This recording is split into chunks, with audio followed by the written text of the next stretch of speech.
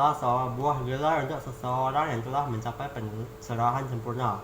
Ajaran Buddha ini mendepankan mengenai cinta kasih dan kebijaksanaan yang dianggap sesuai dengan pengertian filsafat atau jalan hidup oleh sebagian orang.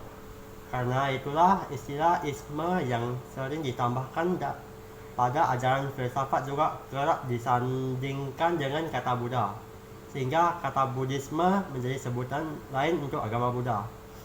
Keberadaan agama Buddha tidak dapat dilepaskan dari sosok Siddhartha Gautama sebagai penemu dan juga penyebar ajaran Buddha. Siddhartha Gautama menemukan dan mengajarkan agama Buddha setelah mencapai suatu pencerahan secara sempurna atau disebut penyadaran penuh. Tahun kelahirannya bervariasi dan tidak ada sumber yang pasti. Siddhartha Gautama atau Buddha lahir sekitar abad ke-4 hingga 6 sebelum Masehi di kerajaan kecil yang terletak di bawah kaki gunung Himalaya, tepatnya di Lumbini, Nepal. Ayahnya, Raja Suddhodana, adalah seorang kepala suku klan Sakya. Ibunya meninggal 7 hari setelah Siddhartha lahir. Dikatakan bahwa 12 tahun sebelum kelahirannya, para Brahmana telah meramalkan bahwa ia akan menjadi pendeta legendaris atau seorang raja yang agung.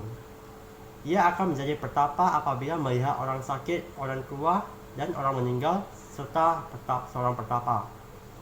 Ketika ia termasuk ke dalam wangsa Ksatria, maka ayahnya tidak ingin Siddhartha menjadi pertapa dan tidak meneruskan tahta sang ayah.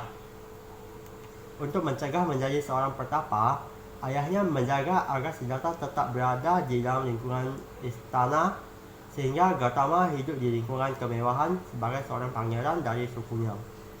Dilindungi dari dunia luar, diajar oleh para Brahmana, serta dilatih dalam bidang pemanahan, keahlian berpedang, gulat, berenang, dan lari.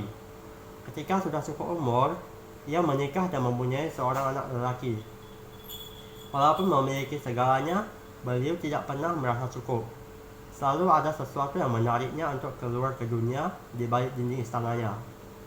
Pada suatu saat, di jalan Kapilavastu, di usia yang berada di sekitar 20-an, ia menemukan 3 hal sederhana: seorang lelaki yang sedang sakit, seorang lelaki tua, dan mayat yang sedang dibawa ke tempat pembakaran.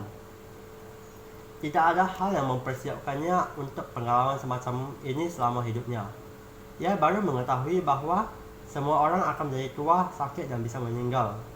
Hal tersebut memicu berbagai pertanyaan yang membawanya terus mengeksplorasi dan melihat seorang pertapa yang mengundurkan diri dari kehidupan duniawi dan mencari pembebasan dari ketakutan manusia akan kematian dan penderitaan. Pada usia 29 tahun, Siddhartha meninggalkan kerajaannya, istrinya, dan anaknya yang baru lahir untuk menjadi seorang pertapa dan bertujuan untuk menemukan cara untuk menghilangkan penderitaan universal yang dipahaminya sebagai salah satu ciri kehidupan manusia. Buddha Gautama mencapai waktunya ketika suatu malam, Siddhartha duduk di bawah pohon bodhi, bersumpah tidak akan bangun sampai kebenaran yang dicarinya datang. Ia bermeditasi sampai matahari terbit keesokan harinya. Ia telah di sana selama beberapa hari untuk memurnikan pikirannya, menelaah seluruh hidupnya dan kehidupan sebelumnya di dalam pikiran. Pada pertapa ini, ia diganggu oleh Mara, dewa penggoda yang berkekuatan dahsyat. Ia menaklukkan dan melawan Mara ketika bintang pagi tampak di ufuk timur dengan kemauan yang keras dan keyakinan yang kokoh. Sehingga pada saat itu ia mencapai penerangan sempurna dan menjadi sama Sambuddha tepat ketika waktu bulan Purnama Sidhi di usianya yang ke-35 tahun di bulan Waisak. Buddha Gautama kemudian mendapat gelar setelah mencapai pencerahan sempurna, antara lain Buddha Gautama, Sakyamuni, Tathagata atau ia yang telah datang, ia yang telah pergi, Sugata yang artinya yang maha tahu, Bhagawa yang artinya yang agung, dan masih banyak lagi gelar lainnya. Khotbah pertamanya yang disebut Dhammacakkappavattana Sutta didengarkan oleh kelima pertapa pengikutnya. Isi khotbah tersebut adalah penjelasan mengenai jalan tengah yang ditemukannya yaitu berupa 8 ruas jalan kemuliaan dan juga 4 kebenaran mulia yang menjadi pilar dari ajaran Buddha. Kemudian Buddha membentuk Sangha, suatu komunitas untuk para petapa yang tidak mengacuhkan semua pembatas antara kelas, ras, jenis kelamin dan latar belakang manusia dengan hanya satu tujuan, untuk mencapai pencerahan. Pada akhirnya ia bertemu kembali dengan ayahnya, istrinya, Yasodhara dan menjadi murid petapa juga. Menurut saya Buddha sangat mulia karena demi mencari super kebahagiaan ia rela menderita.